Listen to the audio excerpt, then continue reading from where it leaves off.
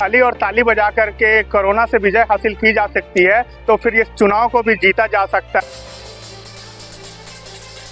है। कांग्रेस बीजेपी भाई भाई है, मिल बांट करके खूब मलाई खाई है, इसीलिए उन लोगों के पास में धन बल है। स्थानीय जिस जगह में रहता हूँ उस जगह से चैलेंज है कि कोई जीत करके बता दे।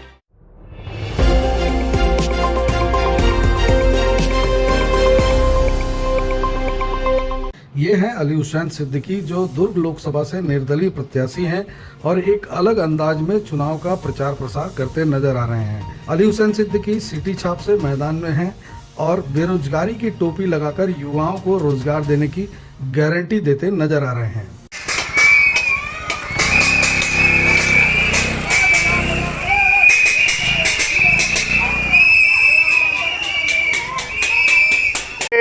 थाली और तालियां बजा करके हम लोगों ने रैली निकालने का प्रयास किया है कि जब थाली और ताली बजा करके कोरोना से विजय हासिल की जा सकती है, तो फिर इस चुनाव को भी जीता जा सकता है। इसलिए इस थाली को, जो थाली 1976 में मेरे पापा को बीएसपी प्लांट से मिला था और आज उस प्लांट में हम लोगों के लिए रोजगार नहीं है, तो बेरोजगार की टोपी पहन करके मैं ताली उस थाली को आज बजाने का काम कर रहा हूँ।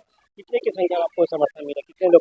पहले तो मैं सिर्फ अकेला स्कूटी से पूरे शहर भर घूमा, पूरे विधानसभाओं में घूमा, पूरे जिला में घूमा और पूरे लोकसभा में घूमने का प्रयास किया, लेकिन आज मैं देखता हूं कि अकेले घूम रहे हो भैया, अकेले घूम रहे हो भैया बोलने वाले लोगों को ये तमाचा है। हजारों की संख्याओं में उन बेरोजगार माओं की बहनें, उन बेरोजगार बेटों की जो माताएं हैं वो आज मेरे साथ हैं, इस बेरोजगार बेटे के साथ में है और सब मेरे भाई लोग मेरे साथ में है।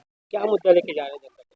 सबसे पहला तो बेरोजगारी का मुद्दा है। बेरोजगारी और महंगाई की मार जो पड़ी है लोगों को इन 10 सालों में, उस महंगाई और बेरोजगारी की मार के मुद्दे को लेकर के जा रहा हूं कि एक पढ़े लिखे इंसान को, बेरोजगार इंसान को रोजगार दे जनता। पहले, क्योंकि पहले नेता जो है वो नेता रोजगार नहीं देते हैं जनता को, तो हम चाहते हैं कि अब हमारी जनता जो है वो मुझे रोजगार दे। कितना सफलता मिलेगी इस टाइप की रैली से?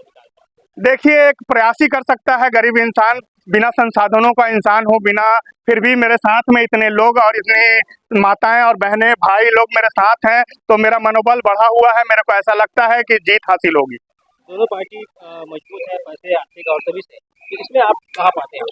कांग्रेस बीजेपी भाई भाई है, मिल बांट करके खूब मलाई खाई है, इसीलिए उन लोगों के पास में धन बल है, उनके पास में बाहुबल है और उस धन बल और बाहुबल के माध्यम से उन लोगों ने जन बल इकट्ठा करना चाहा, लेकिन इस मई की गर्मी में मजदूर जो है वो उनका साथ नहीं दिया। उनकी इतनी विशाल रैली या इतनी बड़ी रैली नहीं प्राप्त हो सकी उन लोगों को। आज मेरे साथ में जितनी महिलाएं हैं, जितने भाई हैं, जितने लोग हैं समर्थन, और मैं कहता हूं, मैं स्थानीय जिस जगह में रहता हूं उस जगह से चैलेंज है कि कोई जीत करके बता दे।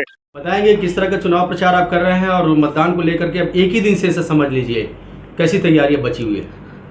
देखिए, मैं बेरोजगारी का मुद्दा को लेकर के मैं इन नेताओं के पास में आया हूं, बेरोजगारी का टोपी पहन करके, और मैं बता देना चाहता हूं इन नेताओं को कि अब जनता पकोड़े नहीं तलेगी। अब नेता जो है वो बेरोजगार होंगे, उनकी सांसदी जाने वाली है और वो लोग बेरोजगार हो जाएंगे, तब फिर उनको पकौड़ा तलने का अवसर जनता देने वाली है बहुत जल्द। इसलिए मैंने बेरोजगारी की टोपी पहन करके विसिल मैन के रूप में मैं लोगों को जगा रहा हूं, लोगों को समझा रहा हूं, और उसके बाद से मेरा चुनाव चिन्ह भी विसिल लिया हूं इस कारण से, और लोगों को मैं ताकि समझा सकूं।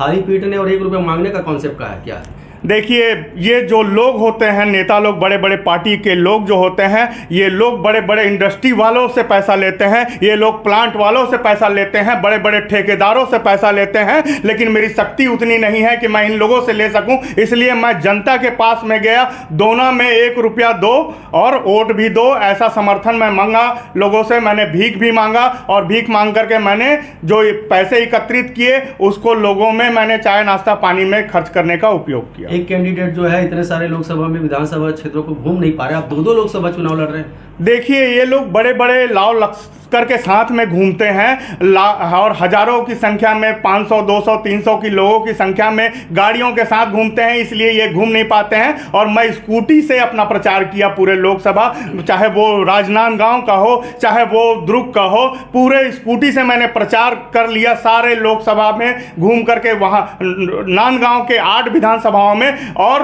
उसके बाद से 8 विधानसभा जो दुर्ग के उसमें किया, उसके बाद से 9वां जो दुर्ग का विधानसभा वैशाली नगर जो मेरा क्षेत्र पड़ता है, वहाँ की जनता चाहे कि नहीं ये बेटा आप सबके सहयोग से, हम सबके सहयोग से आप रैली निकालोगे और रैली के माध्यम से बता देंगे कि कांग्रेस और बीजेपी से बड़ी रैली और जन समर्थन आपके पास है, ताकि आप जीत सको, जीत रहे हो और जीतते हुए दिखाई दे रहे हो।